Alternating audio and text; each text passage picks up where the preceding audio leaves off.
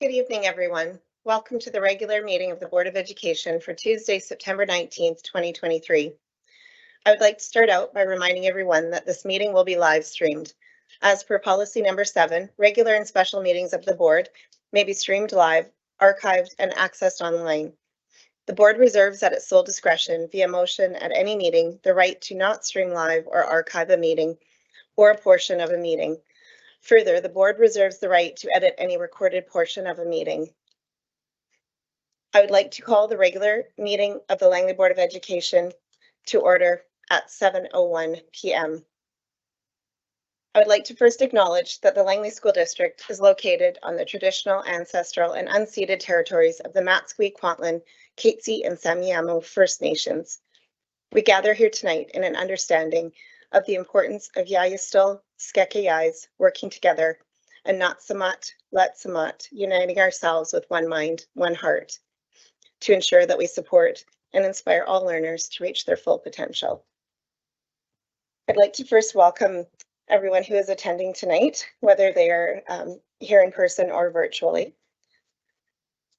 Staff who are present, Superintendent Mel Gill, Secretary Treasurer Brian Isley, Deputy Superintendent Woody Bradford, Assistant Superintendent Lisa Langsbury, Assistant Superintendent Marcello Moino, Assistant Secretary Treasurer Shind Chand, Communications Manager Joe Abshire, Executive Assistant Judy Swanson, Technical Support Specialist 3, Hull Baboa, Technical Support Specialist 3, Vincent Montefrio, Chief Information and Technology Officer Matt Williams, Director of Instruction George Koslovic, Director Learning Support Services Michael Morgan. Trustees who are present this evening, we have all of our trustees present. On the far right is Trustee Marnie Wilson. Next to Trustee Wilson is Trustee Joel Neufeld. Next to Trustee Neufeld is Trustee Holly Dickinson. And then on the far left, we have Trustee Charlie Fox. Beside Trustee Fox is Trustee Ward, and then Trustee Sarah Bry, and myself, Candy Ashdown. And joining us from our partner groups this evening virtually, I would like to welcome Taylor Hollabaugh, CUPE 1260 President, Carrie Schaefer, CUPE 1851 Vice President, Jesse Cowger, CUPE 1260 Vice President, Brian Martins, DPAC President, Jennifer Piper, DPAC Vice President, Kim Anderson, LPVPA President, Taylor Foteau, LTA President, Janine Orlando, LTA Vice President. The board has an acknowledgement we'd like to begin the evening with.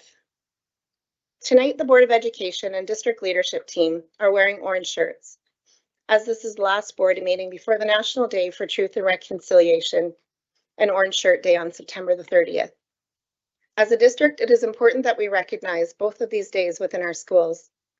The National Day for Truth and Reconciliation is a fulfillment of Call to Action number 80 that calls upon the federal government in collaboration with Aboriginal peoples to establish as a statutory holiday to honor survivors, their families, and communities, and ensure the public commemoration of the history and legacy of residential schools remains a vital component of the reconciliation process. Orange Shirt Day is an Indigenous-led grassroots commemorative day intended to raise awareness of the individual, family, and community intergenerational impacts of residential schools and to promote the concept of every child matters. The orange shirt is a symbol of the stripping away of culture, freedom, and self-esteem experienced by Indigenous children over generations. While wearing an orange shirt is meant first and foremost to honor the survivors who returned from the residential school system, as well as many children who did not make it home, it is also a recognition of the incredible trauma and harm caused to all Indigenous people by the residential school system and colonization. However, the day is more than just showing support by wearing orange. Truth and reconciliation is a year-round process that asks us to listen and learn more so that we can build reciprocal relationships and create caring and compassionate communities. Tonight, we reaffirm the district's commitment to learning the truth and aligning our actions to make sure that every child matters. Now moving along, we have a report from in camera. I'd like to hand it over to Vice Chair Trustee Dickinson.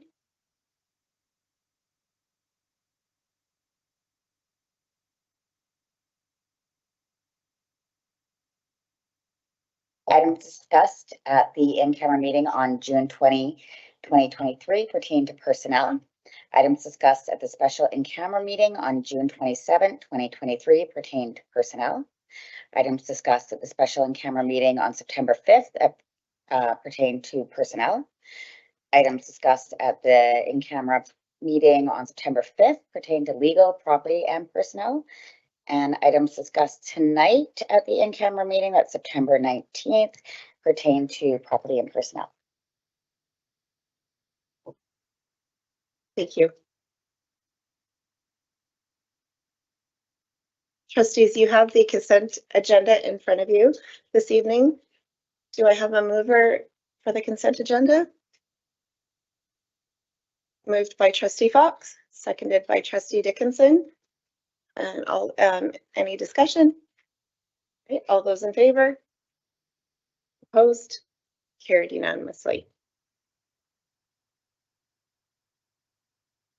Do I have a mover that the agenda be approved as presented? Trustee Wright, seconded by Trustee Fox. Any discussion?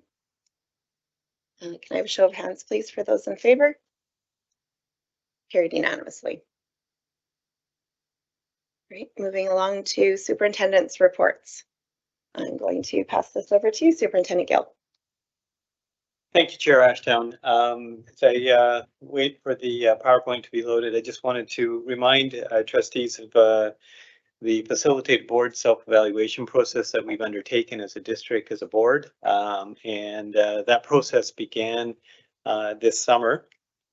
The process was facilitated by the CEO of the BC School Trustees Association, Suzanne Hoffman. Folks will remember Ms. Hoffman as being the former superintendent of the school district, Langley School District and Vancouver School District, and had times with work with the ministry as well. And again, just want to refer that Appendix B, the information is in your package in District Policy number 2, outlining the process that was undertaken on August 25th and 26th when we met as a board. Most of the board, we did go through a facilitated process that was the beginning of the process. It is part of the dues that are part of the membership of being a part of BCSTA, so it did come at no cost as well. Through that process, we went through kind of a bit of a history of what was done in the past with our past board, as it was facilitated by Ms. Hoffman as well.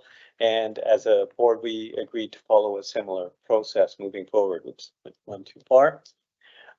With that, we are going to participate in a similar confidential survey of trustees and of senior team.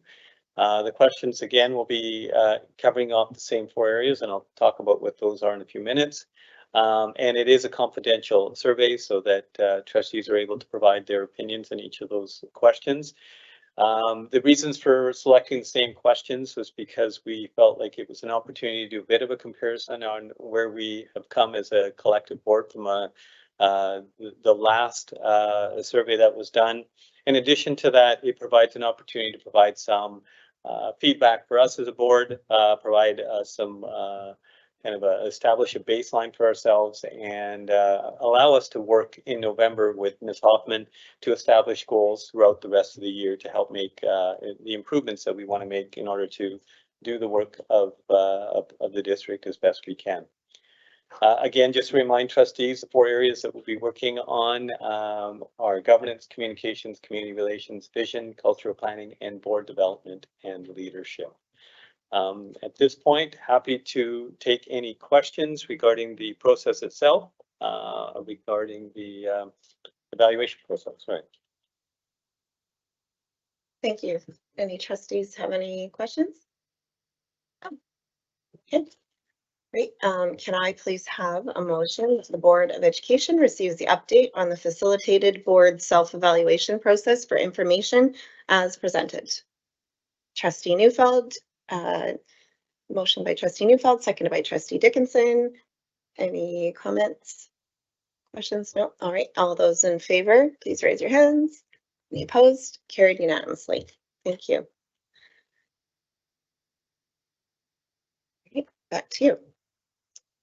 It's my pleasure this evening to introduce some of our guest presenters this evening. We have Deputy Superintendent Woody Bradford, Director Michael Morgan, and Director George Kozlovic, who are going to be presenting on the framework for enhancing student learning. The framework itself for us is an opportunity for us to really prioritize what our learning objectives are for this year as a district. It's kind of our action plan. We collectively done the work over the last few months in gathering information from our partner groups in regards to the strategic plan. But that kind of sits over and above all of the other work that we're doing yearly. And so the festival is really an opportunity for us to itemize and action that work that needs to be done this year. And I'll pass it off to our Deputy Superintendent for the presentation. Thank you, Superintendent Gill. It's our pleasure tonight to present the framework for enhancing student learning. I'm joined by our Director of Instruction, George Kozlovic, and Director of Learning Support Services, Michael Morgan. Also working in the background, helping us supporting this document, also our District Principal of Aboriginal Education, Mike Pugh. And we also get a lot of work, Judy Swanson and Claire Pereira, for helping us put the document together and preparing us for this evening in terms of the work doing. So it definitely is a collective effort in terms of working together and really focusing on that opportunity to give access to all our students and the success that they have.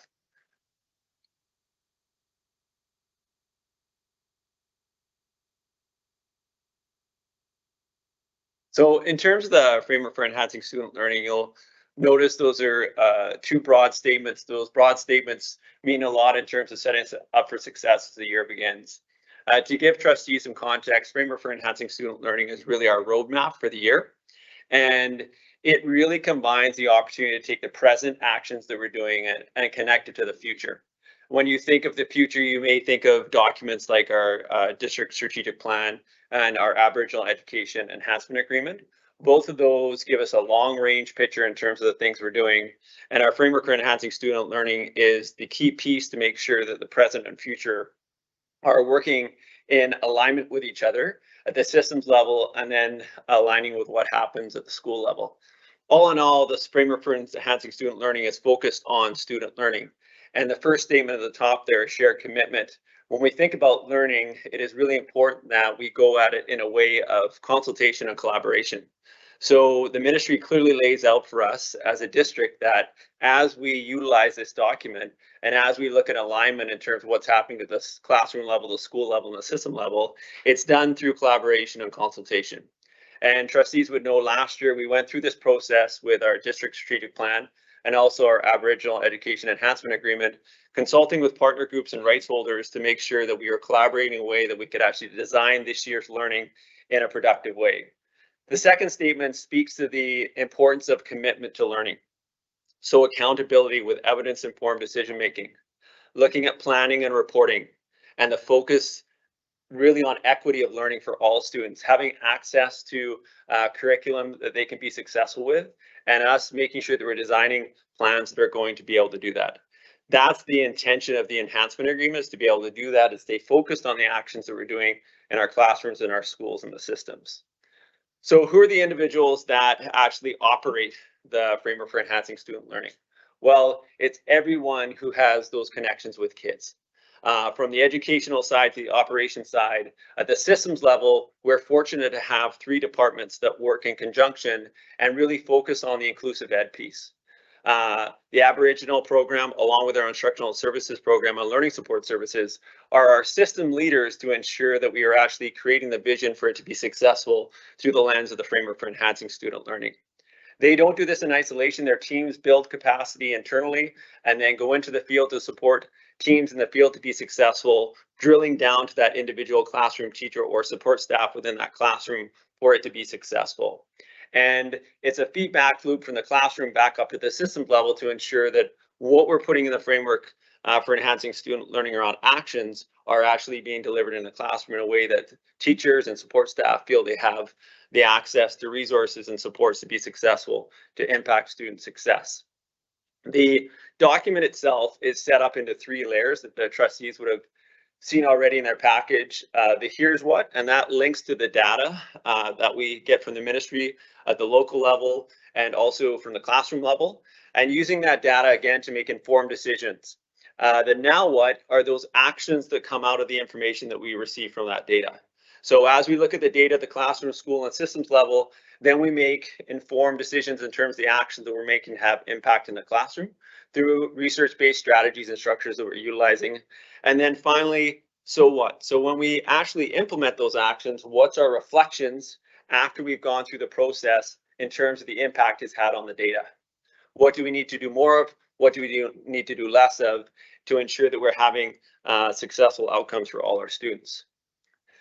This doesn't happen in isolation. This happens in consultation. And this is something that we are continuing to work at as a district to ensure that as we go through this work, through our framework enhancing student learning, that we're gathering voices, not only at the beginning and end, but throughout the process. So to let trustees know this year, as we go through the different structures we have set up with partner groups and rights holders, an example would be IASTL with the 4 nations we work closely with. Those are structures set up for us to ensure that we are communicating what's happening through the framework enhancing student learning, providing data through the framework enhancing student learning, and then getting feedback from our rights holders and partners groups in terms of things that we can do to be have even more success. So really making sure that we're showcasing the data, listening to our partner groups and right holders to make sure that we are making the impact we want through the framework enhancing student learning.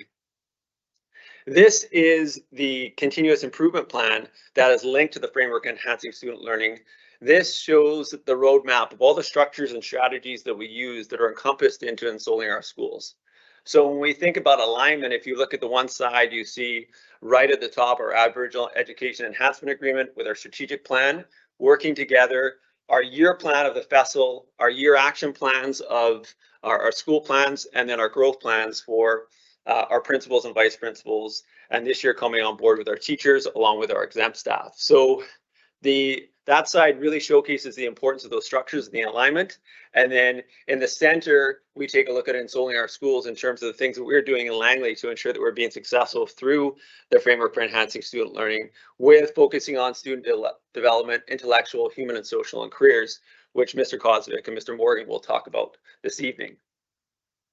When we think about the overarching goal within the district is to create compassionate learning communities with inclusive instructional practices, allowing access to grade level curriculum for all students through our Ensoling Our Schools model. That's the overarching goal that we're reaching with. And if you look at our vision statement, right at the heart of our vision statement are learning communities. So inclusive learning communities where every student can be successful. When we think about activating that goal, we have to implement different structures and strategies and systems for them to be successful.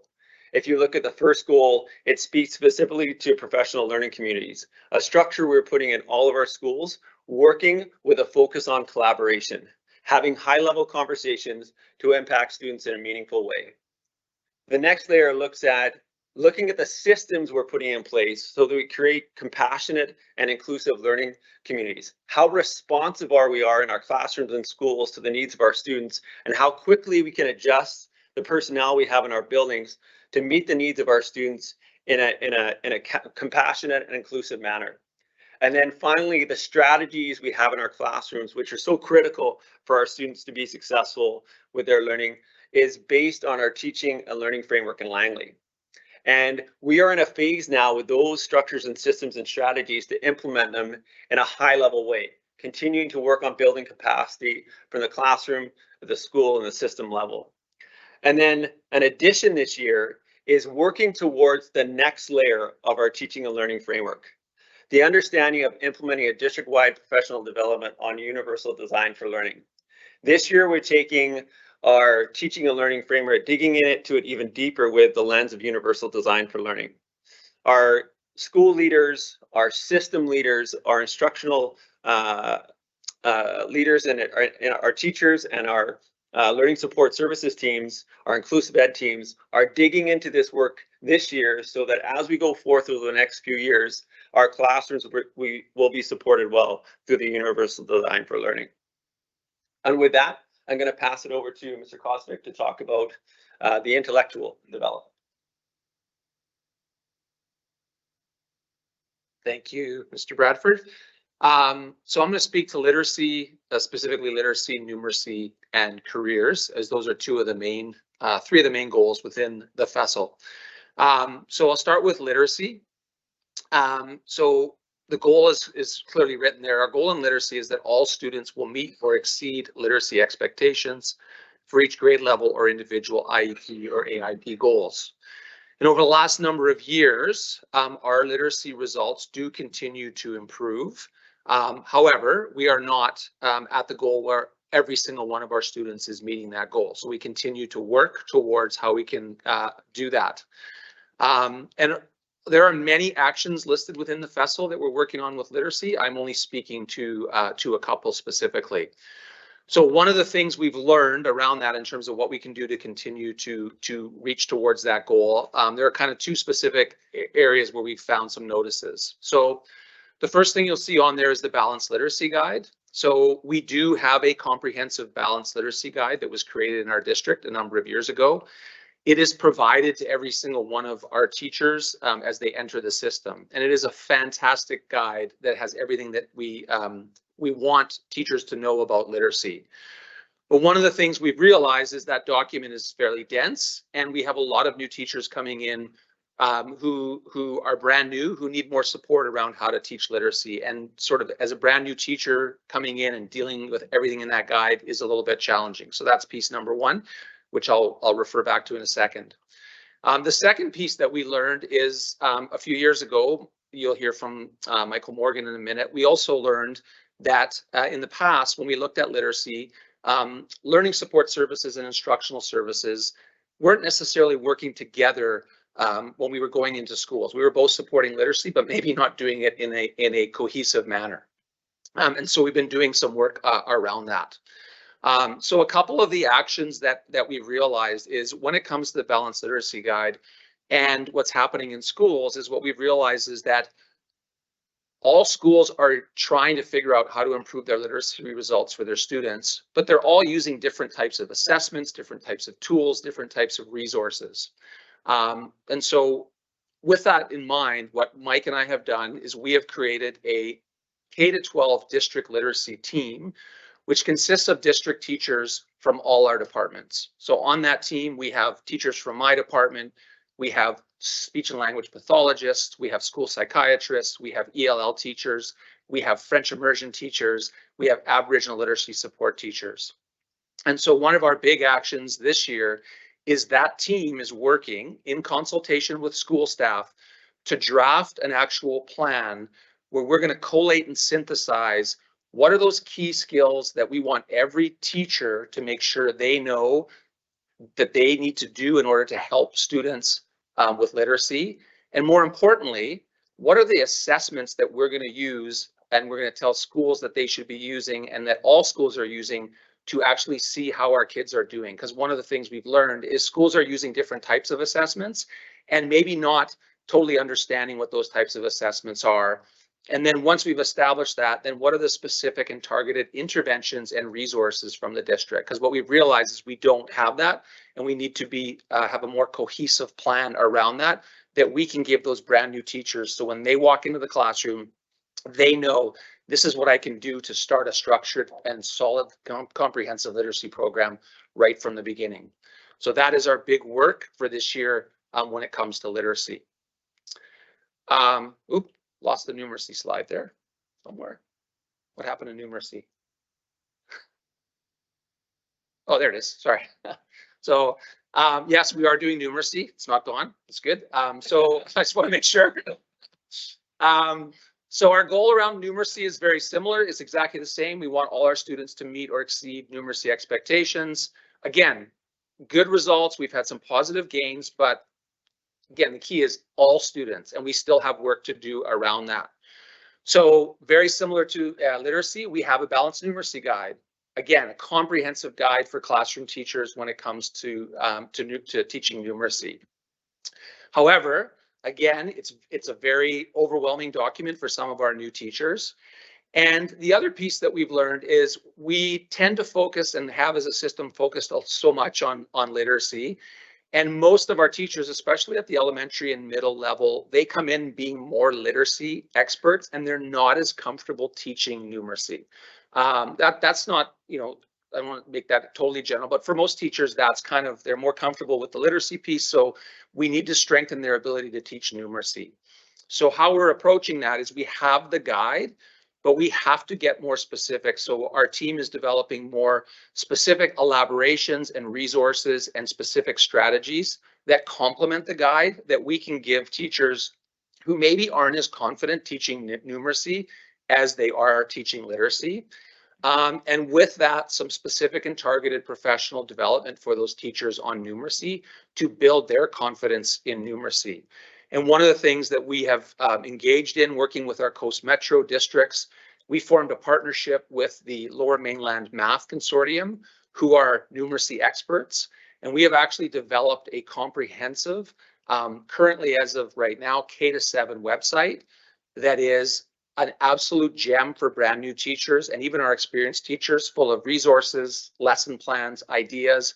But more importantly, actually, it provides teachers a framework where they can actually look at it and go, okay, this is how I actually build a comprehensive numeracy program from start to finish in our actual classroom. So currently that's K-7, and Coast Metro, working with Lower Mainland Math Consortium, is now looking at adding grade 8 and eventually extending it into grade 9. So we actually have a go-to resource for teachers that they can go to improve their numeracy instruction and give them something that they can count on to be a really effective numeracy program. And lastly, the last one I'll speak about is careers. So our goal in careers is that all students will transition successfully from secondary school with the core competencies to achieve their life and career goals. Again, if you look at our transition rates, they are excellent. We are doing extremely well when we compare across the province. But again, the key is all students. We're not there yet. We still have work to do. So when it comes to careers, 2 goals. Number 1, alignment, K-12 in our career curriculum and the work that we're doing. And the second one, continuing to enhance opportunities for students to explore and develop more awareness about different types of career opportunities that are out there. So in the alignment piece, we have lots of great pieces around our career curriculum, but not everything is 100% aligned. So for example, we have prioritized careers curriculum at our secondary level. We have prioritized learning standards that all of our teachers know every student needs to be taught 8 to 12. We need to do a better job, and we're working on it from the K-7, ensuring that same alignment exists K-7. So we have alignment in our careers curriculum all the way through from K-12. That's just one example, as well as the others listed there around alignment. And then enhancing exploration, we have over time been adding new things like dual credit programs, and such as our ECE program that's now going into year 2. We've been increasing student enrollment in youth training trades, but we also realize there are some other areas because we've realized that we have to provide some of these opportunities earlier for kids. Waiting till I get into grade 11 to do youth training trades is too late. So how can we provide more opportunities, especially at the grade 9 and even at the middle school level? So again, making students aware of other pathways besides the typical pathway, such as trades and other types of things. A new addition that's coming in that some of you may be aware of, you've heard of micro-credentials. So smaller little credentialed programs where students can develop skills in different areas, which will make them more employable and more successful as they move forward. And with that, I'm going to turn it over to Mr. Morgan to talk about human and social emotional learning. Thank you very much. That would have been my high school dream if numeracy had disappeared. So thanks for letting me lick that, George. Human and social development, the goal is that all students and staff will feel welcome, safe, and connected to their school. And you think of the immense challenge to do that in the environment which we live in today. There is one action towards this. We're taking many, but there's one that I want to highlight. And it really starts to talk about following the work that George talked about with literacy and numeracy. We want to do the same thing for social and emotional learning that we have done for literacy and numeracy. So that is to create that comprehensive learning guide. And what it's going to allow us to do is come to Natsamat, one heart, one mind, through this concept of two-eyed seeing, about what are emotions and what does it mean to be human, have emotions, express emotions, and most importantly for our students, to use emotions to create compassionate environments.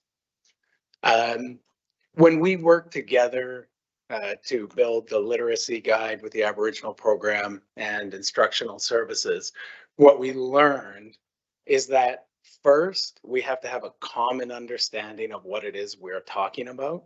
And once we share that common understanding, we can then begin to provide interventions for when students aren't successfully navigating social relationships, for when students aren't successfully experiencing and responding to their emotions. The very first beginnings of this work have taught us that there is a very wide spectrum and understanding of what emotions are. And there's very big cultural differences about what emotions are and how they're used. I can't think of a better opportunity in today's day and age to come together to gain an understanding of what emotions are, what emotions mean to people in Langley, and then how we use them, most importantly, to create those compassionate classroom environments, which will then spill out into the community, compassionate community environments, how we talk about each other, how we talk to one another. The work that will be done, the people who will be beginning to do this work is the partner groups, which Woody had spoken about, gathering we have a wealth of professionals in Langley that situate us to do this really well. Our youth care workers, our intervention clinicians, our counselors, our resource teachers, our classroom teachers, our principals who have been doing this work for so long, alongside our Aboriginal support workers and Aboriginal teachers. It's an exciting goal. That's this year's goal, to get this guide complete. And then, as George had mentioned, creating small so that as I'm the classroom teacher coming in, I don't have to read a whole guide. I can have a one pager and then go deeper into the guide as I get better at it. And then in the following years, we would be able to provide interventions.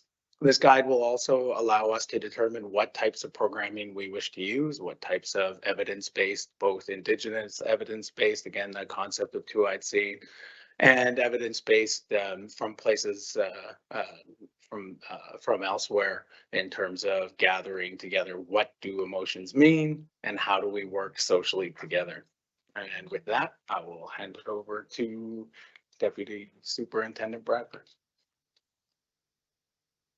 Thank you. So in terms of where we're going next with the process around the framework for enhancing student learning, what we want to be able to showcase is obviously the assessment and data that is live and active in terms of we gather the information. Right now, we're transitioning from MyEd Analytics to Power BI, and the ministry is working with us on that. So we're in a waiting period right now for the systems to get caught up with the data that we have, so we can dig into that. And again, as I mentioned earlier, take it to our rights holders and our partner groups and be able to showcase the data, and then start looking at notice the wonders we have around the data. We want to continue with the consultations with rights holders and partner groups throughout the year, providing opportunities for us to engage in these conversations, high-level conversations that we can work together on. The balance between qualitative and quantitative data to assess the impact of actions. So along with the numerical data, capturing the stories that we have within our schools, our communications department is first class. Does an amazing job, led by Joe, and they capture those stories and they populate that for us so that we can really hear the narrative and see the narrative that's going on within our schools. And also knowing that the road's not always going to be smooth. There's going to be bumps along the road. Sometimes we're going to slip and sometimes we're going to fail. And just like we say in our classrooms to our kids, failure is an opportunity to learn and grow.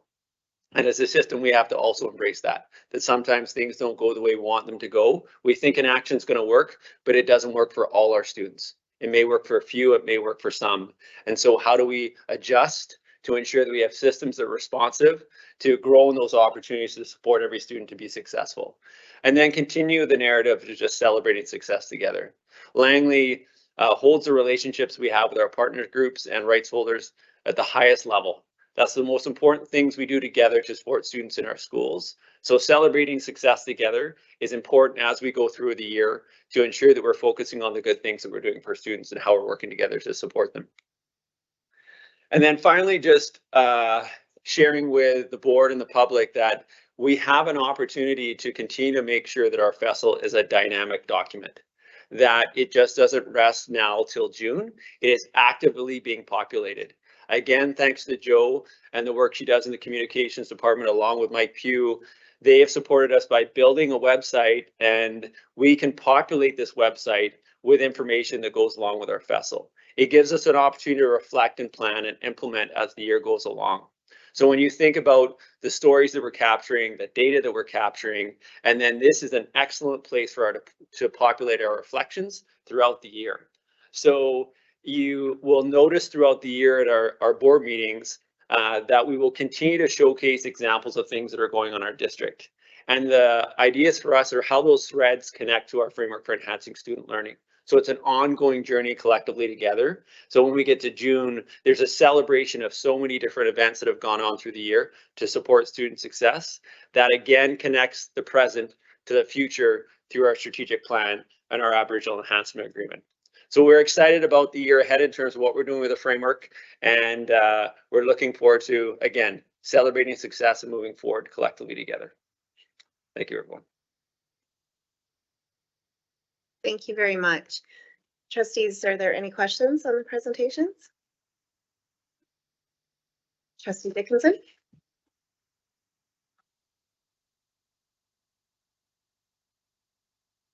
In helping the new teachers coming on board, I think that will be extremely valuable going forward. And then that you're also kind of wrapping around, and like you said, you're not working in silos, and that we're working together, so that each school is not feeling like they have to reinvent the wheel. So I think that is absolutely fantastic. So great work, guys.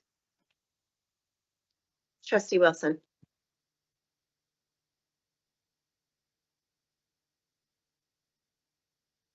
Okay, I knew it would happen eventually.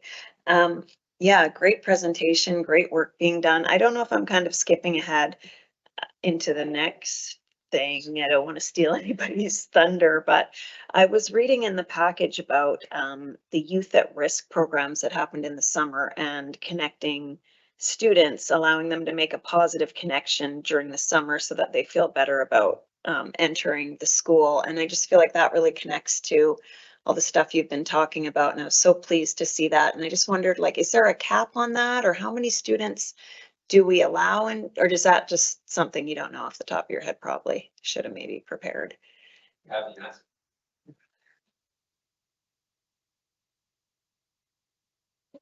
Press it again. And There we go. Thanks, Trustee Wilson, for the question. There is no cap. It's thrown out to the schools before probably March or April in terms of what schools feel that they have a population that would really benefit from having that type of transition program. For example, at a secondary school, it might be students going from grade 7 to 8. At a middle school, might be students going from grade 5 to 6. And so it really is open to schools and knowing their own communities.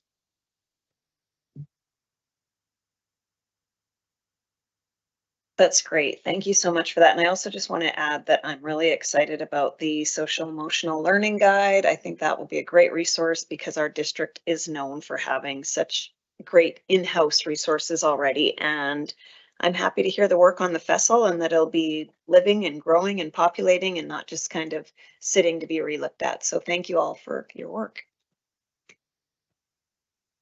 Thank you. Any other trustees have any? Oh, Trustee Neufeld. I just want to say thanks for the presentation, you guys. It was really in depth and it's a lot of information, and you clearly know what you're talking about. Just in regards with like the literacy plan and the numeracy plan, is there kind of a time frame that it would be up and running, or is that something that's just continually evolving and growing as the year goes on?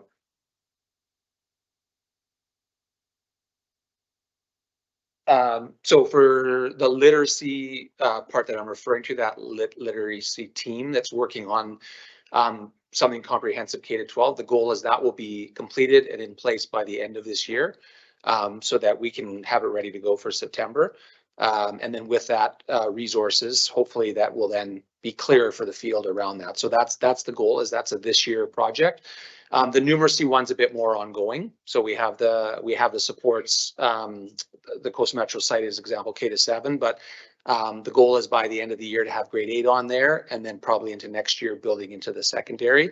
In addition to that, though, that's in addition to other professional development that we'll be doing within this year. So I think that answers it, but then you wanted to add something, so.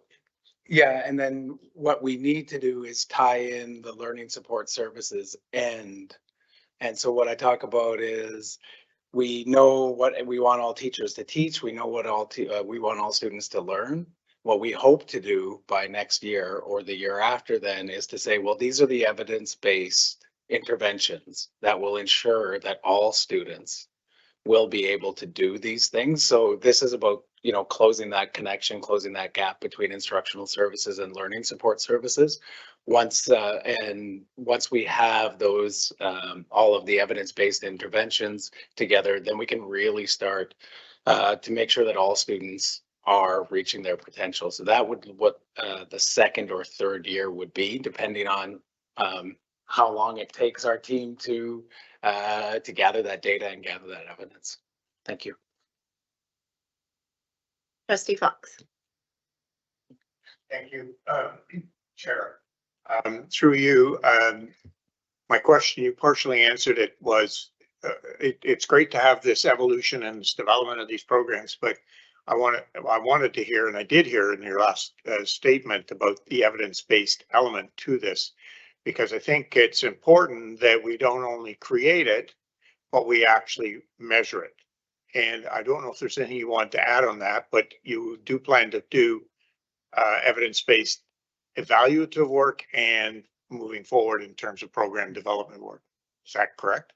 Correct. The addition of the school psychologist and the speech and language pathologist to this group is their strength. They have, you know, degrees upon degrees, and so they're able to find, well, you know, let's try this, evidence says this. So that's where the learning support services then comes in, tied to instructional services. Yeah. Okay, thank you. So a question to you, and maybe jumping the gun here a little bit, because we're still in the development stage, but is there anything you can say about the professional development model that will follow for the introduction and development of teacher and classroom implementation awareness? How that will look? Is it after school? Is it professional development days? Is it school-based entirely with school-based leadership? I just was wondering, you know? Specifically to literacy, numeracy, or just in general? Take literacy. Yeah, so it's a good question. So a combination, right? So obviously one would be rolling it out to the field in terms of what, very similar to what Mike said, what we hope to have is to take the balanced literacy guide and simplify it into a much more simple thing for teachers. So that would be the first thing, to give them that and say, this is what you need to be focused on. These are the skills that you need to focus on. And then here are the resources to do that. So one is providing it to them. So first of all, giving it to them in a simple format. And then the second piece is following up with after school Pro-Ds or Pro-D days. But the other piece is within each of our, at least right now, within each of our elementary schools to start, we also have somebody who's there who has time allocated to supporting literacy work through a learning assistance position. So that's another avenue, is actually working with those teachers who have that time, because their work is to actually be supporting some of this work for the system within that school, because it's hard for us to be able to do it all from up here and get everybody after school. So it's a combination of things, using some of the staff that exists within the schools and helping provide Pro-D for them so that they can carry out some of that work with classroom teachers, resource teachers, admin within their school, and then also providing those other opportunities through Pro-D days and then through after-school workshops through our department as well to support those teachers who want more additional support. So. Thank you. I think it's a really important piece that you just added in the context of teachers within the school providing the leadership in the school. And I think that that's a really, I think it's quite unique in terms of its way of to present it and work with teachers. And I'm certainly pleased to see our district is actually investing money and investing time for these teacher leaders in their individual schools. So thank you. Yeah, I think to add to it too, one of the exciting things that we started last year was the pilot around the teacher growth plans, and our principals and vice principals having the growth plans already. Again, really focusing on growth and learning. And so having the opportunity to have the teaching learning framework and also guides that support that framework gives teachers the opportunity to dig into that work alongside their colleagues and alongside principals and vice principals to have rich dialogue about what's happening in their classroom and the actions that they're trying and the impact they're having on students through the assessment that they're utilizing. So the alignment between the guides and the frameworks and the taking it to action through professional learning is key for it to be successful. And I think through the work of the LTA working together with us and LPVPA and our exam staff, the growth plans have been a big, it's been a great experience for educators to really focus on growth and go through a learning cycle together. So, Thank you. Yeah. Okay, Trustee Neufeld, you have another question, and then I'll pass it over to Superintendent Gill.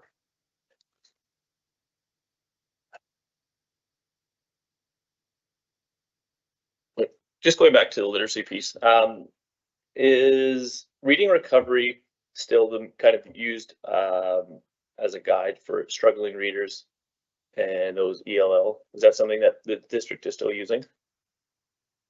And I know it's very specific, but if you know, answer as best you can, please. So. No and yes. What I mean by that is, so we are no longer a reading recovery district. We are not. We removed reading recovery last year and replaced it with the model that I was referring to, where we have LA literacy support. And when I say no and yes, is so no, not specifically. And the reason being is that what we were seeing from the data was that there's lots of great things about reading recovery, but it's limited in the number of students that it can actually impact. And so we've moved to a model with the goal of actually freeing us up to actually be able to have an impact on more students by having people within the schools, kind of the example I gave, who can then work with larger groups of kids, because reading recovery is very specific in terms of the number of students that you can work at a time and move through that. The reason I said no and yes, though, is that there are aspects of the reading recovery training and program that many of our teachers in our district have training, which is still existing through their new position and the way they're working. So the principles behind it still live in the sense that there's really good principles behind it in terms of how to help students move along. But we've removed the restriction of how restrictive it was to how many kids that reading recovery teacher could help, with a model where we have now people in the schools who should be able to impact more students because they've been freed up from the constraints of the rules around reading recovery.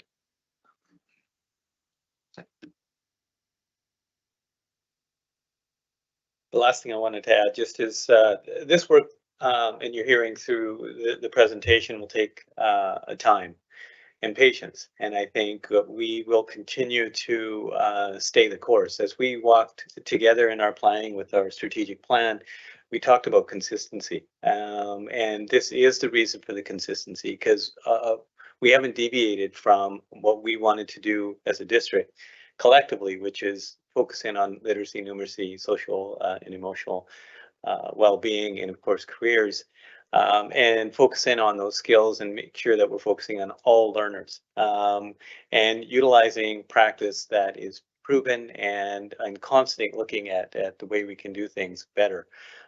We've been doing that every year, focusing on that, and I know our administrators appreciate it. I know that in our consultation with our partners, they've appreciated the fact that we've remained true to the pathway over the last few years, and we are seeing the results. And I think this is just an opportunity for us to continue on in that direction, make the improvements where they're necessary, and to stay the course as far as that hard work is concerned.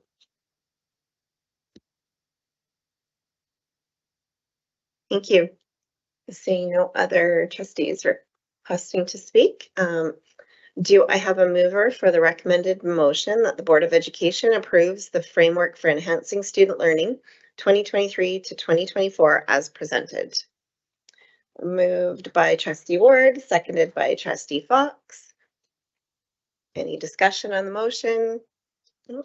All right. Can I have a show of hands, please, for all those in favor? Opposed? Carried unanimously. Thank you.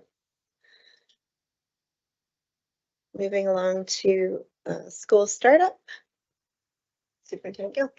Thank you, Chair. We have Assistant Superintendent Moeno here to do a presentation, not just on school startup, but just to do a bit of a just a rehash on summer school as well, or summer session, sorry, as well, just to give trustees the opportunity to get a sense of how many students, what programs, and what things happen this summer.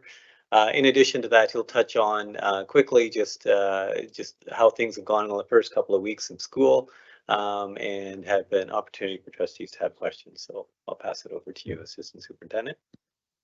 Thank you, Superintendent Gill. Good evening, trustees. As Superintendent Gill said, I'd like to take a few minutes to share some of the startup story of the 2023-2024 school year. First thing I will note is that school startup is not in the FESL. What it is actually is evidence. It's evidence of a FESL that's working. All the actions that take place between maintenance, between IT, between the education side, when they all work together, we have a smooth startup, we have a predictable startup, and what we have then is the possibility for excitement and energy that then catapults into a successful school year. Because at the end of the day, the FESL is the work that we do, but this is that, I guess, that culmination of and that springboard into the rest of the school year. So speaking of then before and after startups and wrap-ups, let's first take a few minutes to look at summer session. Summer session, its mission is to provide students short-term educational opportunities each summer that support long-term educational development, and of course that inspires them to reach their full potential. And in doing so, it very much aligns with the work we do during the regular school year in terms of the district's mission and vision. In terms of some contexts, some dates to be aware of. In terms of elementary, middle years, grade 8, 9, ELL non-credit and complex resource, that runs 3 weeks from July 10th to July 28th. Secondary summer session runs July 4th to the August 4th. That's 5 weeks, a week earlier and a week later than elementary. And new this year, I look forward to telling you a little bit more about Strong Start in a few moments. Strong Start ran roughly the same timeline as secondary at 5 weeks. Again, some continued context. Summer session, as you know, contains diverse programs from grades 1 to 12, along with Strong Start, which is ages 0 to 5. Very much, we have 2 secondary locations, and we try to pick central locations for those in terms of transit, etc. Same with middle, 1 location at Yorkson. But our elementary, we try to spread that throughout the district to commit to ensure that no matter where you are geographically, parents have easy access to those opportunities. Of course, we know that some of the traditional academic courses are offered during summer session, but again, there is quite a bit of interest in terms of explorations and experiential type courses, such as some of the ones that you see on the screen. And of course, as mentioned, we were at 2 secondary sites, LSS and REMSS this year. And for the second year in a row, very pleased to say face-to-face classes. In terms of the numbers, summer session, obviously during the pandemic took a hiatus, but we've seen some very strong numbers and very much a return to some of the numbers that we saw certainly 2018, 2019. And so over 3,400 registered students, that's almost 15% of Langley's student population. If it were a school summer session, it would be by far the largest school in the district. 13 elementary, middle, and secondary primary main locations. And that included over 180 teachers, 50 plus SCAs, 17 administrators, and 2 clerical who helped to create those summer session experiences for our students. In addition to those 13 locations, there were 11 vulnerable youth programs that very much helped students transition often from one grade, again, grade 5 to grade 6, for example, at HC Stafford, that's one of the ones that's our longest running transition programs. And again, as I said, 2 additional Strong Start locations with 2 early childhood educators, 1 at each location. So some details around Strong Start, again, a first-year program that based on what in terms of the information I'm going to share, I hope you agree, was very successful and is something that we will look to do again for next summer. 2 locations were Parkside and Douglas Park Elementary. It ran for 5 weeks from 9 till 12 daily. And it was, again, for children, meant for children 0 to 5 years of age and their caregiver. And so the early childhood educator would facilitate hands-on activities and again, some very rich learning environments for the caregiver and child. The goals: social emotional development, intellectual development, including introduction of early literacy skills. In fact, on one of the days, the early childhood educators demonstrated to caregiver and children some different strategies in terms of how to access books in terms of pre-literacy skills. And then those students were able then to take that book home at the end of the day. In terms of numbers, Parkside, most days, 5 to 6 children, again, some days more. And Douglas Park, very strong attendance, 15 to 16 children there on most days. So what did they do? What is Strong Start? Well, I'll try to show you and maybe use just a couple of words to help demonstrate what Strong Start looks like. And so Strong Start is all about playing cooperatively with friends. It's about shaping and manipulating so that you can then create. It's about getting wet. It's about sometimes driving a dump truck. It's definitely about creativity. And sometimes it's even about applying the learning that you obtain while reading. It's obviously about nutritional snacks and some of the interesting ways that they can be prepared. And it's about learning how to create masterpieces. It's about design and applying that design thinking. It's about creating mansions. Well, maybe for birds, mansions, but regardless. Ultimately, summer session is about creating the opportunities that the FESL describes. We then look forward to September startup. And this was in a classroom that I walked through this past week. And I had to include it in the presentation because I think it's an important reminder. Just as the FESL focuses on having an impact on students, this poster in the classroom, I think, reminds us of the same. When you enter this classroom, you are scientists, authors, important leaders, explorers, readers, thinkers, creators, a friend, loved. You, it says to the students, you are the reason we are here. It reminds the entire system of why it is that we do what we do. Everything in the FESL matters only in so much as it makes a positive difference in the lives of students. And so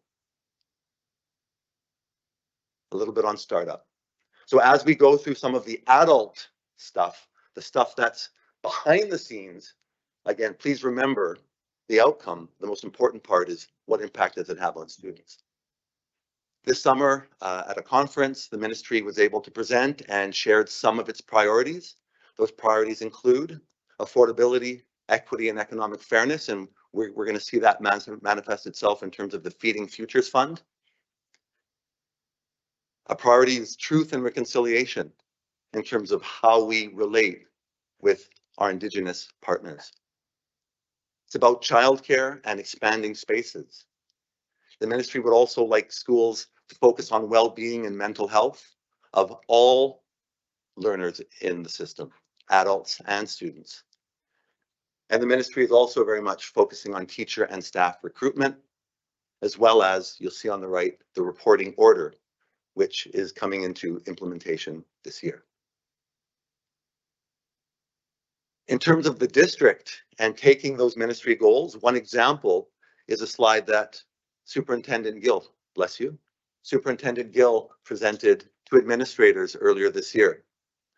It's a reminder that the learning that we do in this district, very much we look at through the lens of our Indigenous partners, and ensuring that when it comes to truth and reconciliation, we're doing the work to learn truth so we can engage in reconciliation. So in terms of, you'll see each of those important days throughout the year that are learning days, district learning days, Superintendent Gill has very much made it a goal that Indigenous learning, intentional Indigenous learning, will be a part of that as a shared experience for all members, all staff members in the district. Superintendent Gill also shared, and you saw in the FESL presentation, when it comes to learning, here are the big rocks. And again, you heard Deputy Superintendent Bradford talk a little bit about each of these goals. Professional learning communities and making sure that they have students at the center of decision making. Understanding trauma in brain and behavior, and how when we're aware of those and we take those into consideration, we can actually build compassionate, inclusive learning communities. It's about the teaching and learning that happens in the classroom and the role of the Langley's teaching and learning framework in that process. And again, the physical manifestation of that you see in the bottom left-hand corner, it's the 3-block model. And then there's not so much a new goal, but I think a continuation of the above 3 in that, how do we create universal design for learning, strategies that support and allow all learners to engage and access the curriculum and to be successful in that. Here again, the 3-block model that you've seen now certainly more than once as trustees, and underpinning all of that, the foundation, social emotional learning, and the resulting compassionate communities that creates for every learner. Very much, again, a stated goal to all administrators in the district. And of course, when we talk about startup, we talk also about the students actually arriving. And so you will know from previous presentations that in terms of enrollment, final counts actually happened at the end of September. Like we will know more September 30th. But as of right now, tentatively, we're looking at more than 1,000 student growth from last September, so year over year. In doing so, obviously, the system comes together, as you saw in the FESL, both educational and operational side, to ensure classroom spaces and furniture are ready, to ensure that admin are hiring staff and are leading staff development. And of course, working with families to ensure student success. And so let me end where I started. The very simple idea that the work we do needs to impact students, and startup, while not in the FESL, it is a physical manifestation, and it lets us know, are we on the right track? It's evidence. And so an important part of startup is the idea of transitions. Students who leave one place and enter another. And how do we make those transitions as smooth as possible? Because in those transitions are the opportunities for obstacles. So how do we recognize obstacles, prepare for them, and make sure that we then help students overcome them? And so the example I'd like to share is from Betty Gilbert Middle, the Raptors, home of the Raptors. In terms of how they welcome new students, you have to know that, again, 4 years ago when the current admin arrived, it was COVID and transitions had to look very, very differently. So in the 4 years since, the admin at Betty Gilbert has worked very hard to improve student experiences so that when they arrive at Betty Gilbert, they feel welcomed, they have the opportunity to feel engaged. What you see here are grade 8 students and staff at Betty Gilbert who all elected to come 2 days before the start of school and be trained as mentors, to be trained as leaders of activities that would then help those grade 6s and new students immediately connect to Betty Gilbert. And of course, please know that the work they're doing here doesn't stop. And again, we'll see what that looks like, and you can decide for yourself if this was a successful startup for Betty Gilbert in the next slide. But know that these grade 8s, these web leaders, are going to be working with those grade 6s for the rest of this year. This staff will be pulling those grade 8s aside, training them, and allowing them to, again, grow in their own leadership, their own mentorship, and their own connection, while also assisting the grade 6s do exactly the same thing. And so when I go to the next slide, I'd like you to consider and notice the energy, the excitement of first day of school. I'd like you to note the hope, the dreams that each of those students have, and the joy they bring as all these grade 8 students, the Betty Gilbert community welcoming the new members of the Betty Gilbert community, students and their families.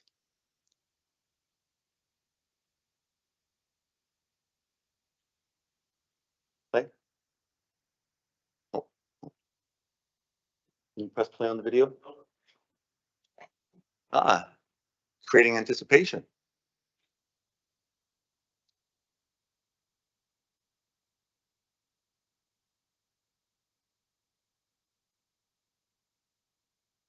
Looks like it, yeah, push that button. Looks like it doesn't want to play. Thank you. I can tell you,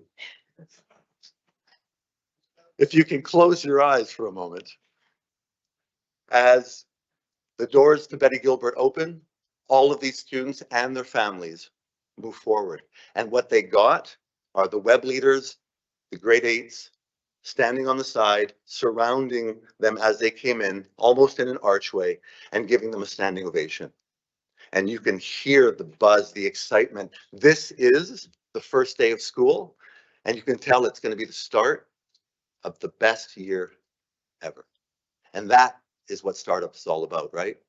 Making sure that these students know they come in with hope. They know that we're here for them, just like the poster said earlier, and that they know that they matter because everyone there has shown them that. And so with that, are there any questions from trustees? Thank you, trustees. Trustee Neufeld?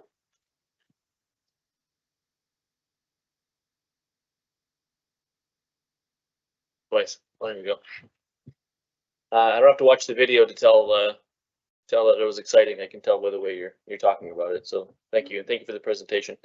For summer school and the Strong Start, is there a cost associated to that? I didn't really see anything online.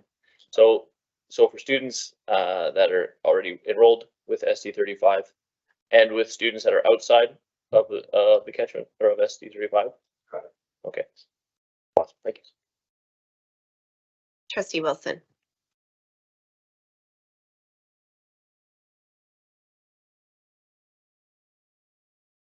Yep, there we go.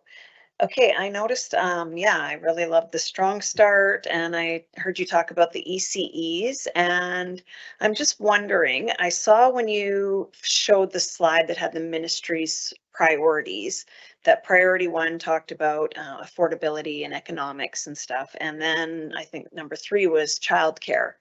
And so I just kind of want to gauge where we're at with, I know that I've talked quite a few times about having our current SEAs or staff members that already work in our schools be given the positions or opt for the positions of before and after school care, because it kind of ties into solving some economic hardships. And it would meet the ministry's #1 priority about affordability. So I understand the ECEs for all day care because our SCAs are obviously at work in schools with school age children, but the before and after school care, it just seems like such a perfect tie-in to solve those problems. Where are we with that, or do you know, or does that pertain to this sort of section of the meeting, or? I think Assistant Superintendent Lanchbury may want to take this question. Great. Thank you for the question, Trustee Wilson.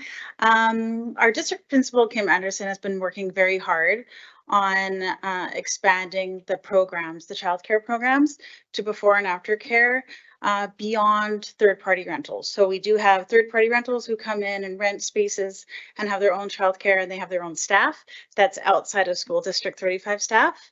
But we're moving towards more opportunities of having district run SD35 childcare before and after school, and being able to extend SEA days and offering them the work for them to do that. Currently, we have 2 schools, Parkside and Short Reed, who have that opportunity, and we're working to expand throughout the district where needed, when there's space and opportunity, which we're being really creative in finding that. Thank you. Any other questions from trustees? Nope. All right. Do I have a mover, please, for the recommended motion? Oh, sorry. Oh, it's working the video. Okay, perfect. All right.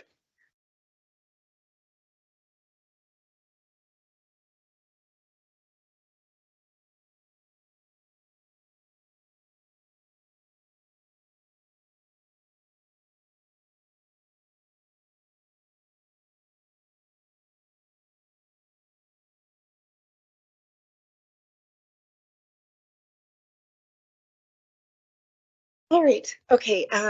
So do I have a mover, please, for the recommended motion that the Board of Education receives a report on school startup for information as presented? Trustee Rye, seconded by Trustee Fox. Any discussion on the motion?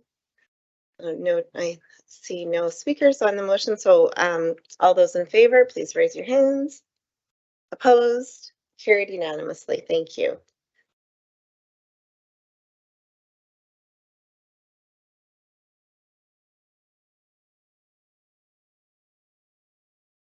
Right, moving along to 6.4 FOIPA. Is this still you, Superintendent Gill? It is still me. As indicated to trustees, I would be bringing administrative procedures that are new or a drastic change has been made to the regular meeting. And this is an opportunity at this point to follow through with that. With the changes to the legislation to FIPA legislation and regulations, there was a need for 3 additional new APs, administrative procedures, and a revision to 1 additional admin procedure. The changes, the additions, the new 3 APs are in your package, as well as the admin procedure that's been revised. And we have today Matt Williams with us, who is the resource, as well as Brian Isley, our Secretary Treasurer, to answer any questions that may come at hand as a result of those new procedures and in the revision to admin procedure 180. Do we have any questions from trustees? Trustee Ward. I think I know what the answer is here, but I could be mistaken. Is there a difference between FIPA and FOIPA? So I looked it up. It looks like it's just one is.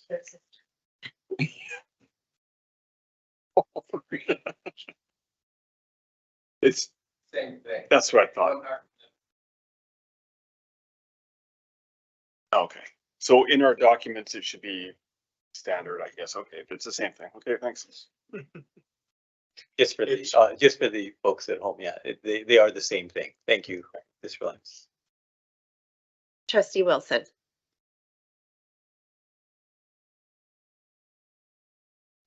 I can't press the right button tonight, or maybe I am, it's just delayed. So are we talking about the policy and the APs right now? Is it all kind of under one umbrella? The FOIPA are all APs. Okay, but there is a policy tonight too, is there not? That's next on the agenda. Oh, This is okay. just the APs for the Okay. FOIPA changes. So, okay, I did, sorry, I don't know if I'm back on. I did have a question about admin procedure. Oh yeah, so it was 403. So it used to be called whistleblower protection. And now we're calling it public interest disclosure. And then we're going to put in brackets underneath it, whistleblower protection is, That's not this topic, that's the next Sorry, thing on the okay. agenda. I'm going to say nothing. So just for clarity, the one that we're talking right now are just the 3 new APs for the FOIPA changes Okay. and the revision to AP 180, which was existing on FOIPA, that has also been made changes to bring in line with the regulations. So there's 3 new APs and a modified AP. Right, I will hold my question. Okay, any other questions by trustees? Nope. Okay, can I please have a mover for the recommended motion that the Board of Education receives new Administrative Procedure 177 Privacy Impact Assessments, new Administrative Procedure 178 Critical Incident and Privacy Breach, new Administrative Procedure 179 Privacy Management Program, and revised Administrative Procedure 180 Freedom of Information and Protection of Privacy for Information as presented. Do I have a mover? Trustee Fox, seconder, Trustee Dickinson. Any discussion on the motion? Seeing no discussion, can I have a show of hands, please, for all those in favor? Any opposed? Carried unanimously. Thank you. All right, moving along to 6.5. PETA, and over to Secretary Treasurer Isley. Thank you. So there were, I came into effect in December of 2019, the Public Interest Disclosure Act, known as PETA. What is essentially a whistleblower protection for public sector employees. BCPC was asked to provide interpretation and guidance to districts to fulfill those requirements. Those guidelines came to districts this summer. So the staff have worked to build the policy document, which is in line with what the recommendation was from BCPC. And then we updated administrative procedure for the whistleblower, which was called whistleblower and now is called public interest disclosure with the whistleblower in brackets, just to make it a little more descriptive for people that are looking for it in our processes. So the reason that this is a little different is normally policies come to the policy committee and then come to the board as recommendations from the policy committee. But with the December 1st timeline and with past practice of this boards in this district of putting out for notice of motion, the thought from staff was that we would bring it to the board tonight to put the policy out for notice of motion and bringing it back for the November meeting, which would then allow the district to be compliant with the the December 1st timeline for the process. The admin procedure that goes along with it is also was provided guidance from BCPC, and we basically did that in line with that. So we basically removed all the old admin procedure and replaced it with the recommendations from BCPC. Along with that came with a training video for staff, which was already used and put out to all staff as part of the school startup. Thank you. Trustee Wilson, do you have questions? Oh, wow. That worked first time. Okay, so, well, you answered one of my questions about how the policy came to be without going to the policy committee. So thank you for that. I do understand there was some time restrictions. I just had a question about, at the end, number 4 on the last page of the policy, 4.1, where it talks about the superintendent is responsible for the administration of this policy and shall ensure that training and instruction is available to all employees and trustees concerning this policy, the procedures in PETA. So I guess I just want to say, if I've read the act correctly, it seems like they need to be, if the word available to me sounds like you're just telling people where they are, where it sounds like they need to be kind of provided. And they are, the video was provided, and we did plan this, doing that with trustees, so we can make a note to put that. It did, the video did go out to all trustees in the package that went to them, but we can also put that in trustee memo this week for the video. The link wasn't there. It said it was going to come Oh, in that. that's package. my mistake. Then I thought that was part of that package that came from BCPC that trustees got. So we can get that out to trustees. Okay. It was part of the startup package for all schools and all staff to watch the video that was provided. Okay, I'm just And it'll be an ongoing annual.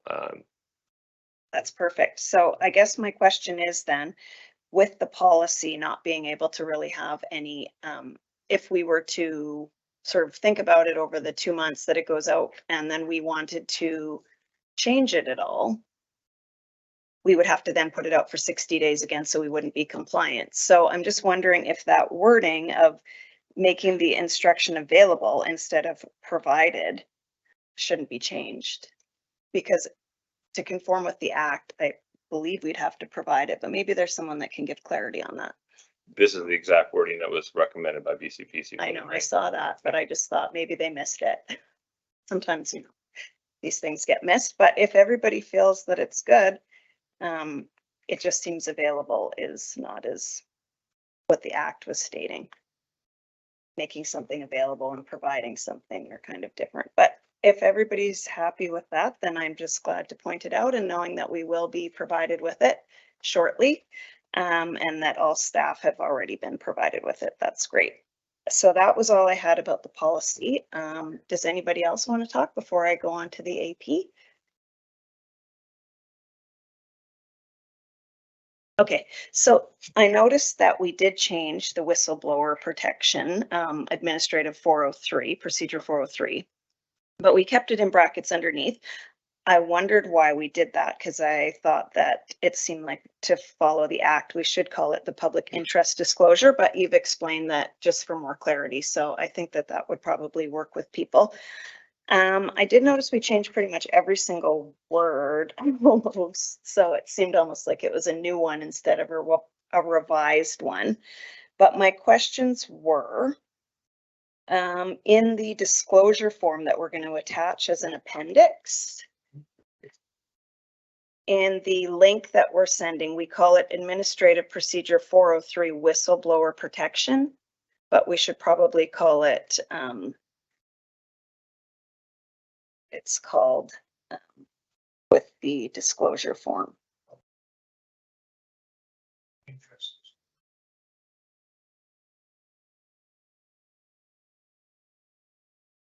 Like the first link refers to it as whistleblower protection instead of calling it AP public interest disclosure. So I think you might want to just fix that, because usually when you have the title, it's what the title of the AP would be. And I think if I'm correct in seeing what they gave us advice on and how to put it in, that the link was actually supposed to link to the policy and not the AP, but I might have read that wrong as well. So maybe just have a quick check on that before it goes into anything if you'd like. And that's all I really saw that I had comments on.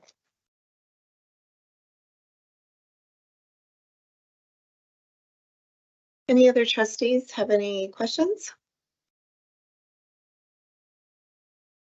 All right, seeing no more questions, do I have a mover for the recommended motion that the Board of Education serves a notice of motion to the district's education committee and its education partner groups that it intends to adopt new policy 20, public interest disclosure, at the November 21st, 2023 regular board meeting? Trustee Ward moved by, seconded by Trustee Dickinson. Any questions on the motion? All right, seeing no more questions, I will Put it to a vote. All those in favor, please raise your hands. Any opposed? Raise your hands. Carried unanimously. Thank you. Great, moving along to Secretary Treasurer's reports, 7.1 5-year capital plan update. I'll pass this over to you, Secretary Treasurer Isley. Thank you, Chair. As trustees will recall, in June, the board approved the first stage of the 5-year capital plan. The ministry process now is a two-step process where the major capital is due to be approved by the board and submitted to the ministry by the end of June every year. And there's another process for what they call the minor capital plan to be submitted by boards by September 30th of each year. So in your package tonight, you will see the minor capital plan. And just have a quick slide here of what's in the package. The minor capital, and I'll go through that tonight for trustees to then to vote upon. Trustees will recall last year we did the first phase of the Aldergrove window and door replacement program. We used two of the programs for that, the school enhancement plan and the carbon neutral plan, to do that because there's funding in each of those funds and both of those qualify for those two things. This is phase 2 of that plan. Phase 1 of that is undergoing currently as we speak at that school. In addition, you can see the food program, the FIP on there. This is a new program that we did submit a request for the 23-24 year in June. It was revised to the minor capital plan for the last capital plan. This is a new submission, which we'll find out about in March with the capital response letter.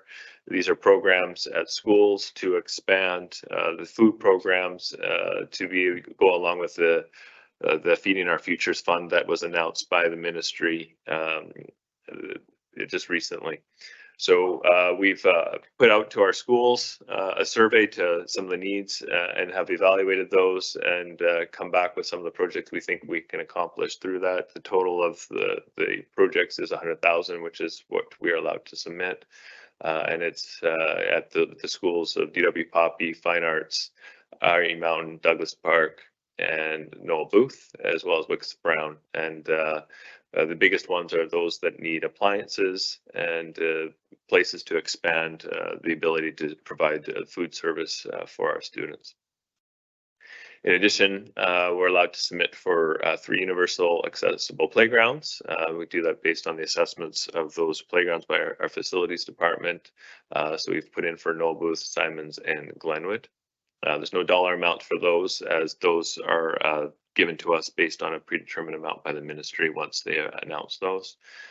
And then on the bus side, we are asking for a new bus. This is not a replacement bus. This is an additional bus due to the demand.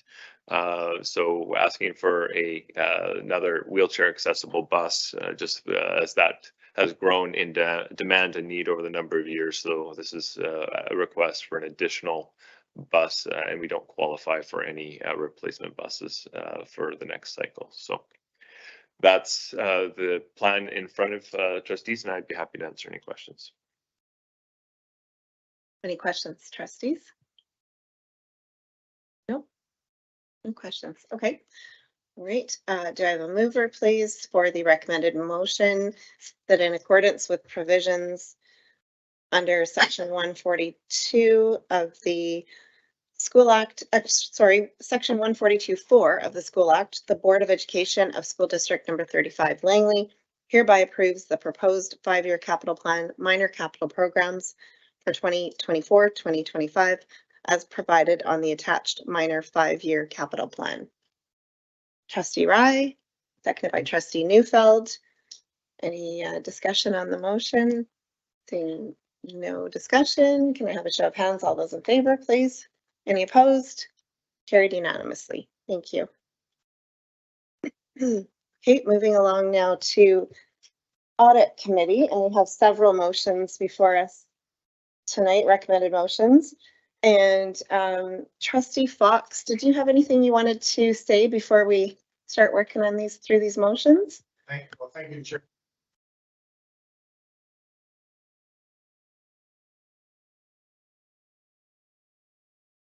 Sorry, thank you.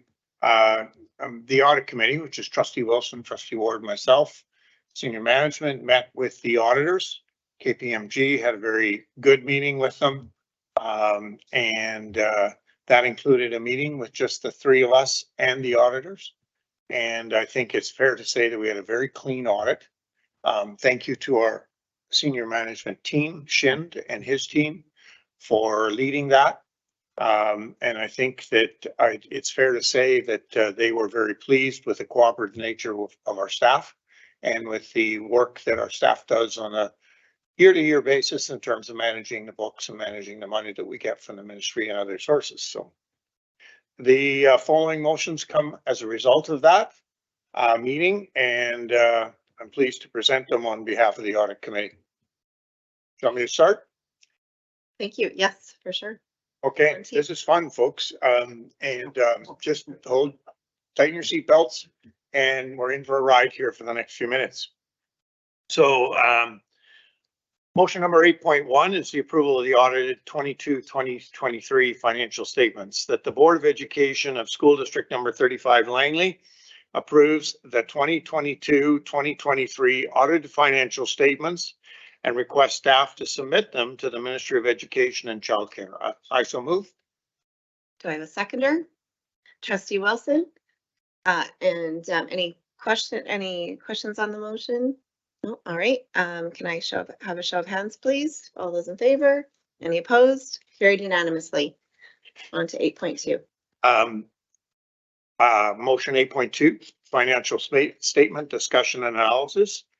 That the Board of Education of School District number 35 Langley approves the financial statement discussion and analysis, the FSD&A, be included with the 2022-2023 financial statements. I so move. Do I have a seconder? Trustee Neufeld. All right. Is there any discussion on the motion? Okay, seeing no discussion, can I please have a show of hands for all those in favor? Any opposed? Carried unanimously. Moving on to. Okay, 8.3 surplus restrictions, that the Board of Education of School District number 35 Langley approves the internally restricted surplus of $2,937,040 for commitments from the 2022-2023 year as described in note 12 of the 2022-2023 audited financial statements. I so move. I have a seconder. Trustee Wilson, any question on the motion? All right, can I have a show of hands, please, for all those in favor? Any opposed? Carried unanimously. Okay, another motion in that regard, that the Board of Education of School District number 35 Langley approves the internally restricted surplus of $125,000 for initiatives not completed in 2022-2023 as described in note 12 of the 2022-2023 audited financial statements. I so move. Thank you. Do I have a seconder, please? Trustee Rye, any questions on the motion? Okay, seeing none, can I have a show of hands, please, for all those in favor? Any opposed? Carried unanimously. Thank you. Continuing, the Board of Education of School District number 35 Langley approves the internally restricted surplus of $77,271 for Indigenous education as described in note 12 of the 2022-2023 audited financial statements. I so move. Thank you. Do you have a seconder? Trustee Ward? Any question on the motion? All right, seeing none, can I have a show of hands? All those in favor, please? Any opposed? Carried unanimously. Okay, that the Board of Education of School District number 35 Langley approves the internally restricted surplus of $2,695,414 for the school generated funds balance that hasn't been spent and is now part of the operating surplus due to PSAB, and I'll describe that, Public Sector Accounting Board, as described in note 12 of the 2022-2023 audited financial statements. I so move. Thank you. Do I have a seconder? Trustee Rye. Any question on the motion? Seeing none, can I have a show of hands, please, for all those in favor? Any opposed? Carried unanimously. Okay, that the Board of Education of School District number 35 Langley approves the internally restricted surplus of $1,981,482 to balance future budgets as described in note 12 of the 2022-2023 audited financial statements. I so move. Thank you. Do I have a seconder? Trustee Neufeld, is there any discussion on the motion? Seeing none, can I have a show of hands, please? All those in favor? Any opposed? Carried unanimously. That the Board of Education of School District number 35 Langley approves the internally restricted surplus of $1,747,329 for student capacity needs as described in note 12 of the 2022-2023 audited financial statements. I so move. Thank you. Do I have a seconder? Trustee Dickinson? All right, any discussion on the motion? Seeing none, can I have a show of hands, please? All those in favor? Any opposed? Carried unanimously. That the Board of Education of School District number 35 Langley approves the internally restricted school operating fund surpluses of $264,997 from the 2022-2023 be carried forward to the 2023-2024 for schools as described in note 12 of the 2022-2023 audited financial statements. I so move. Thank you. Seconded by Trustee Neufeld. Is there any discussion on the motion?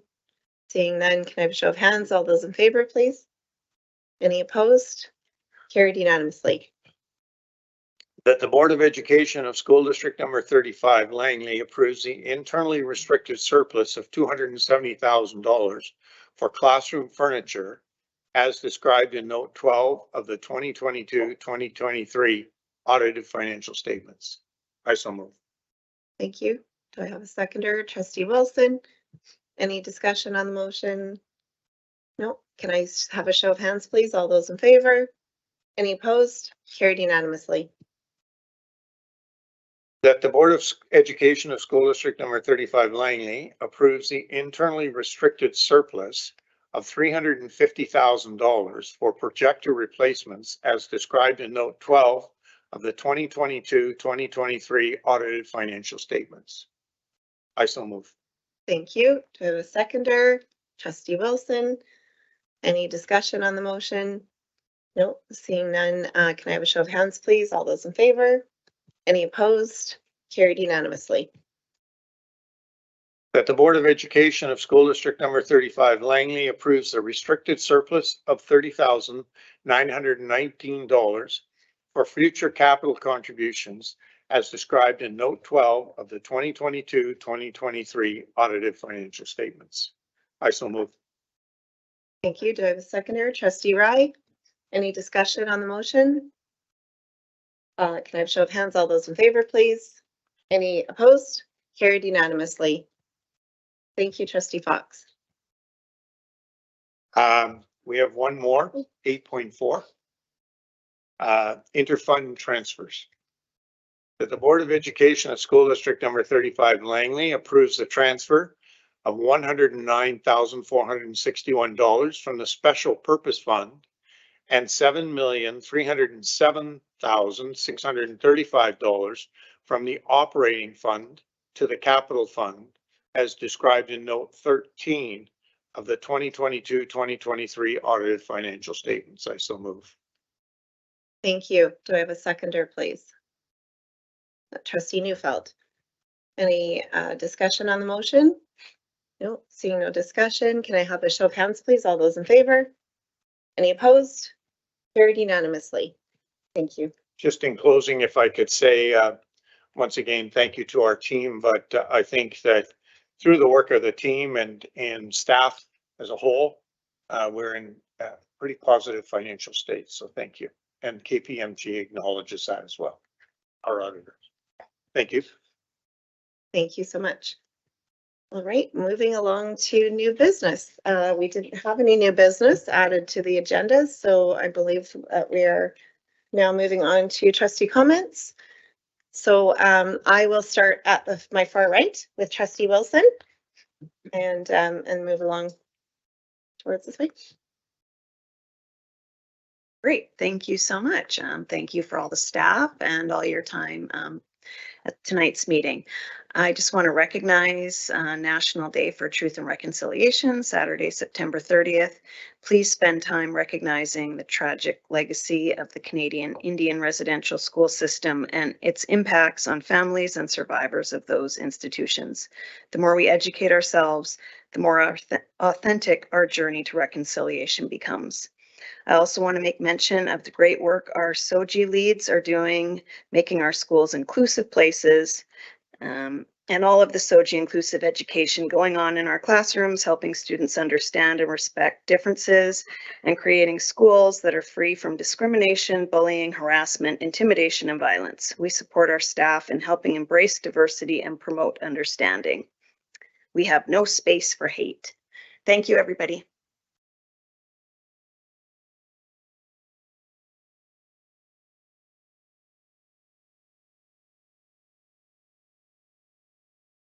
Thank you. I just want to bring it back to the school startup presentation, and that the unofficial enrollment is already up over 1,000 students from last September.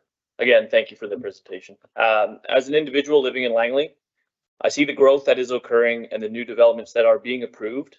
And I just want to take this opportunity to ensure families that are feeling the pinch. As a board, we are collectively working together with staff and local government to lobby the provincial government for capital investments. We are doing all that we can as quickly as we can to get more schools for Langley faster than we have seen done in the past. Thank you. Dickinson.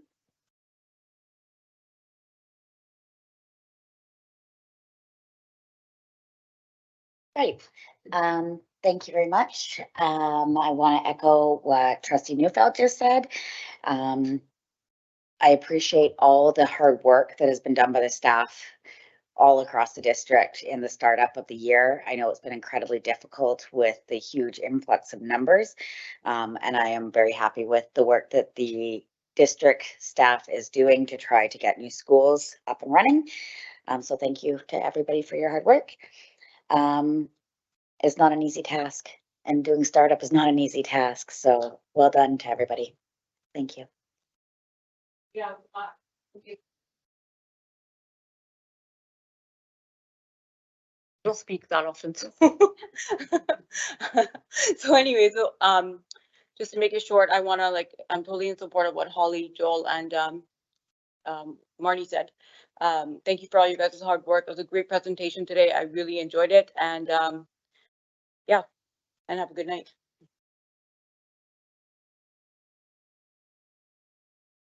I want to echo other trustees' comments and just welcome students and parents and guardians and staff to a bright and shiny 2023-2024 school year. And we're looking forward to a lot of positive things that will appear before our board as usual. So I just wish everybody the right opportunities for the new school year. Yes, thank you. And it's always good to be back at the board table after summer and discussing educational issues and priorities. And the start up to our school year is always a critical one. And as Trustee Neufeld said, 1,000 students over last year. Our growth is exponential. And I know that many families have reached out to us and expressed their concern about school buildings and so on. We can't build schools. That's not within our educational purview. It's out of the ministry and the Treasury Board, and it's unfortunate we haven't got more, but we will be talking more about that with them in the future. And a reminder about, as Trustee Wilson said, about September 30th, which is a national holiday recognizing truth and reconciliation. And it's important that we take time to reflect on that particular day. So thank you very much. And thank you to everybody who's watching out there. Thank you. All right. Moving along to a question period. Due to the use of an online platform for this regular board meeting, the process for question period is as follows. The board will not be taking questions from members of the public in real time. We encourage members of the public to please submit their questions by emailing feedback@sd35.bc.ca. Questions will be accepted up until 1 hour after the adjournment of the meeting. Board members or the appropriate staff will respond to the individual directly to acknowledge they've received the email within 24 hours. Thereafter, a response will be provided to the individual. Question period is provided at board meetings. The purpose is to ensure that those present in the audience have an opportunity to obtain clarification concerning business conducted during that meeting. Priority will be given to responding to one question per person before considering further questions from any individual. The following will help the public develop questions for question period at a board meeting that is keeping with the goal of a respectful and focused meeting. Questions: 1, need to be directed to the chair and not to staff. 2, need to be related directly to the topic on the agenda. 3, need to be succinct, focused, and not be a statement. 4, may not be asked that are related to personnel or directed at an individual trustee. 5, may not be asked that are related to contract negotiations. And 6, the questioners shall provide their name so that it can be reflected in the minutes. All of the above are directions provided for in board policy number 7, board operations. The chair may answer, may defer to staff, or indicate a question may not be in keeping with the above guidelines. The board appreciates the public's interest and wants to ensure a professional meeting is conducted, with question period focusing on providing guests with the clarification they seek. Trustees also welcome questions from the public, apart from question period. Their contact information is available on the school district website. And moving along, we are at the end of our meeting, and can I please have a motion to adjourn the meeting at, I have not 8:48 p.m. Trustee Wilson, I'm trying to keep it short. Trustee Wilson and seconded by Trustee Fox. All those in favor? Any opposed? Carried unanimously. Have a good evening.